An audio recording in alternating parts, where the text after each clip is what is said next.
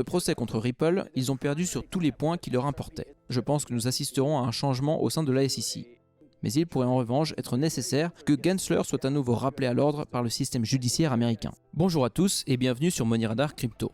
Aujourd'hui, nous avons le plaisir de vous présenter une interview de Brad Garlinghouse, le PDG de Ripple Labs. Elle est issue d'une intervention sur CNBC datant de janvier 2024. Brad Garlinghouse a une longue expérience dans les entreprises Internet et a notamment occupé des postes de direction chez Yahoo, Flickr et AOL avant de rejoindre Ripple en avril 2015. Dans cette interview, il aborde notamment les procédures juridiques en cours opposant Ripple à la SEC. Il présente aussi sa vision positive du futur des applications de la blockchain pour un nombre toujours plus grand de clients institutionnels. Sans plus attendre, voici Brad Garlinghouse de Ripple. Bienvenue sur Money Radar Crypto. Voici une expression bien connue. La définition de la folie, c'est de refaire toujours la même chose et de s'attendre à des résultats différents. Je pense qu'elle est assez bien illustrée par Gary Gensler, qui fait la même chose encore et qui semble penser qu'il va gagner en justice, alors qu'il ne fait que perdre. Je pense que le président de la SEC est devenu un boulet politique pour les États-Unis. Je pense qu'il n'agit pas dans le meilleur intérêt des citoyens, ni dans ceux de l'économie et de la croissance à long terme. Je ne comprends pas le comportement de Gary Gensler et je pense qu'à un moment donné, on apprendra qu'il y a un nouveau président de la SEC et ça sera une bonne chose pour le peuple américain. Quelques choses intéressantes se sont produites après l'approbation de l'ETF Bitcoin. Il y a une déclaration de la SEC, et je paraphrase, dans laquelle Gary Gensler disait en fait « Ce n'est pas parce que nous avons autorisé l'ETF Bitcoin que nous allons maintenant autoriser un tas d'autres actifs cryptographiques. » La deuxième chose intéressante est que le prix de l'Ether a grimpé en flèche immédiatement après, dans l'espoir qu'il pourrait désormais devenir un ETF. Contrairement à ce qu'il a dit, je pense qu'on aura sans doute bientôt d'autres ETF crypto, même si je ne vais pas mettre d'horizon de temps sur cette prédiction. Ce qui est triste dans le monde dans lequel nous vivons actuellement, c'est que la seule raison pour laquelle nous avons un ETF Bitcoin, c'est parce qu'un tribunal américain a déclaré à la SEC qu'elle était arbitraire et capricieuse dans son application de la loi. Il serait dommage que tous les ETF crypto doivent suivre le même parcours. Mais il pourrait en revanche être nécessaire que Gensler soit à nouveau rappelé à l'ordre par le système judiciaire américain. Je me répète, ça sera une bonne chose pour tout le monde quand il ne sera plus président de la SEC. On m'a demandé si, en 2024, qui est une année électorale, je pensais qu'une réglementation complète sur la crypto serait adoptée, comme ce fut le cas en Europe par exemple. Même si je l'ai dit plus tôt, je n'aime pas prédire les choses en mettant un horizon temporel, mais je pense que dans ce cas, je vais faire une exception. Je pense que cette année, une législation sera adoptée. Je ne peux pas vous dire exactement quelle sera sa portée, mais je pense qu'il est probable qu'elle clarifie notamment la question des stablecoins. Je ne me souviens pas du nom du projet de loi qui a été soumis aux législateurs de Washington DC, mais je pense qu'il sera voté notamment parce que c'est le souhait du Trésor américain. Il me semble que le marché des stablecoins a vraiment surpris les acteurs économiques, dans la mesure où il répond à un réel besoin. Et je pense qu'il est logique que la réglementation soit claire à son sujet. Je pense que ce serait une bonne chose pour l'ensemble du secteur, notamment parce que nous savons qu'il y a des squelettes dans le placard sur le marché des stablecoins, qui ont jusqu'ici existé dans une incertitude réglementaire. À mesure que ce cadre devient une réalité, il sera intéressant de voir ce qu'il adviendra des deux projets principaux, USDT et USDC. À mon avis, ils sont là pour rester, mais je pense aussi que nous allons voir de nouvelles entrées sur ce marché. Comme je l'ai déjà dit publiquement, je pense que les États-Unis risquent de perdre une partie de leur leadership dans le secteur crypto s'ils ne corrigent pas rapidement l'absence de réglementation claire, parce que d'autres acteurs sont en mouvement.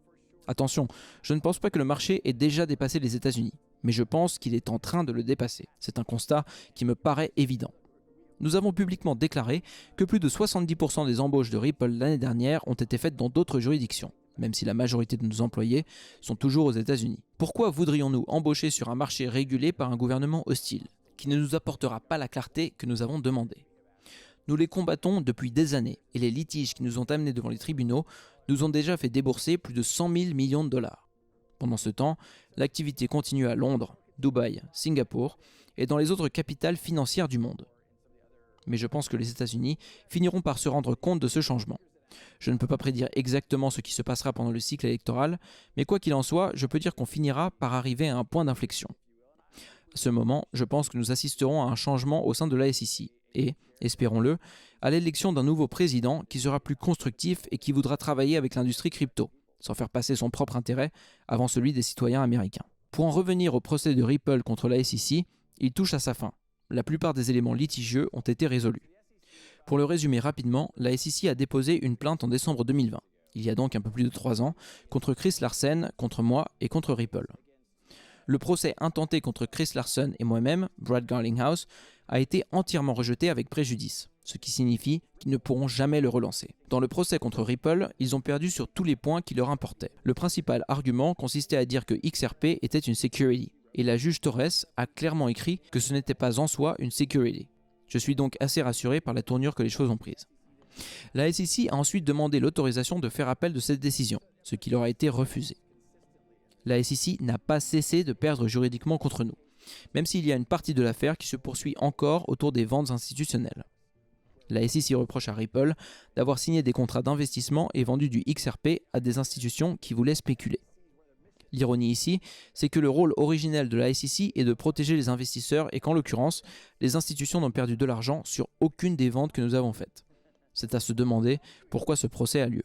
Il risque de prendre un petit peu plus de temps à passer par le système judiciaire et à se résoudre, mais globalement, je suis confiant dans notre entreprise et très heureux pour l'ensemble de l'écosystème XRP et pour la totalité du marché crypto qui a beaucoup bénéficié de cette victoire juridique. Parlons maintenant de l'avenir. Nous travaillons sur plusieurs fronts. Évidemment, notre produit principal, les paiements Ripple, a continué de croître et nous continuerons d'investir dedans dans les années à venir pour qu'il soit disponible sur plus de marchés de paiement à travers le monde. D'autre part, suite à une acquisition, nous sommes entrés sur le marché du stockage de crypto en 2023.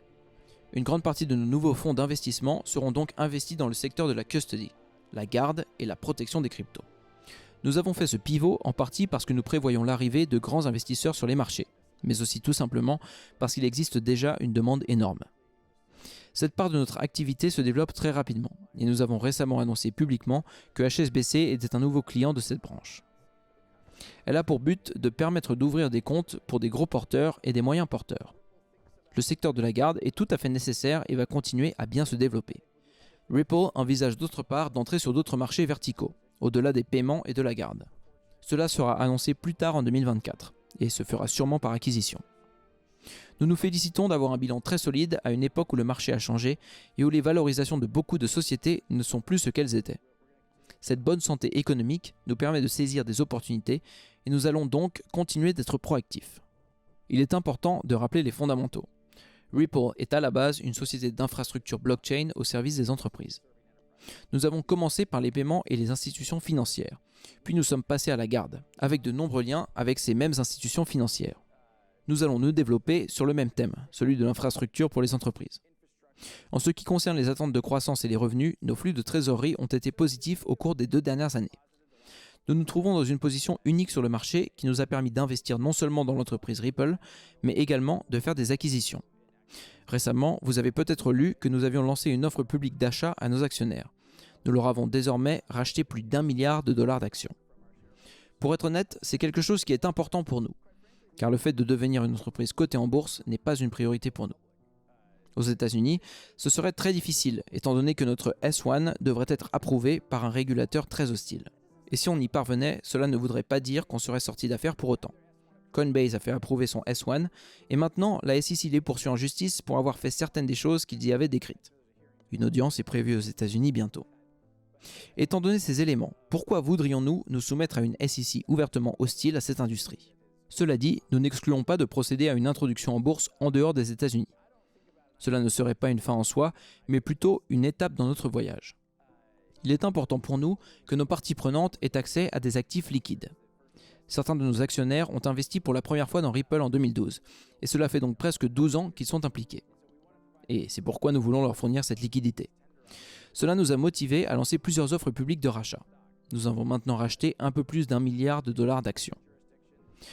Nous avons sérieusement examiné d'autres juridictions ayant une réglementation plus claire. Mais contrairement à d'autres, nous n'avons pas besoin de faire de levée de fonds, ce qui pourrait nous motiver à migrer. Ripple n'est pas actuellement dans une situation où nous avons besoin de faire de levée de capitaux. Et donc le fait d'être coté en bourse n'est pas pour nous une priorité à court terme, même si c'est une option que nous gardons ouverte. Nous continuerons de l'évaluer au fil du temps, notamment quand il y aura de nouveaux régulateurs à la SEC aux États-Unis. En outre, je me dois de rappeler que nous ne nous concentrons pas uniquement sur les marchés publics, mais également sur les marchés de la crypto.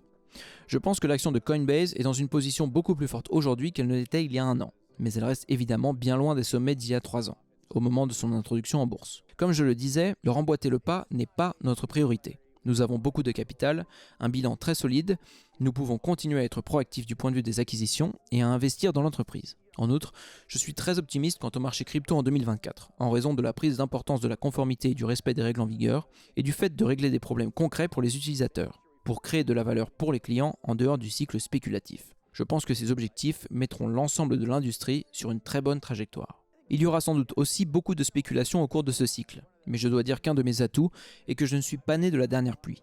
Je me souviens des premiers jours d'Internet tels que nous le connaissons et du rôle qu'ont eu les investisseurs particuliers dans le battage médiatique autour d'Internet 1.0. Je parle du cycle haussier de 1999-2000, après quoi nous avons eu un crash douloureux en 2001-2002 avec l'explosion de la bulle Internet. Or, aujourd'hui, à l'heure où nous parlons, certaines des entreprises les plus capitalisées de la planète, comme Alphabet ou Meta, sont des entreprises venues de cette époque. Et donc, ce qui se passe à court terme autour de la crypto ne me paraît pas si important. J'ai une vision à très long terme. Et je vous encourage, que vous soyez un investisseur particulier ou un investisseur institutionnel, à faire de même. Je pense que si vous adoptez une vision à long terme de la direction que prennent ces marchés et de ce qui les motive, vous verrez qu'il y a un très fort dynamisme en dépit de certaines actions contre-productives. Le Bitcoin touche à son haut historique et je suis très optimiste quant à ce que nous allons voir cette année.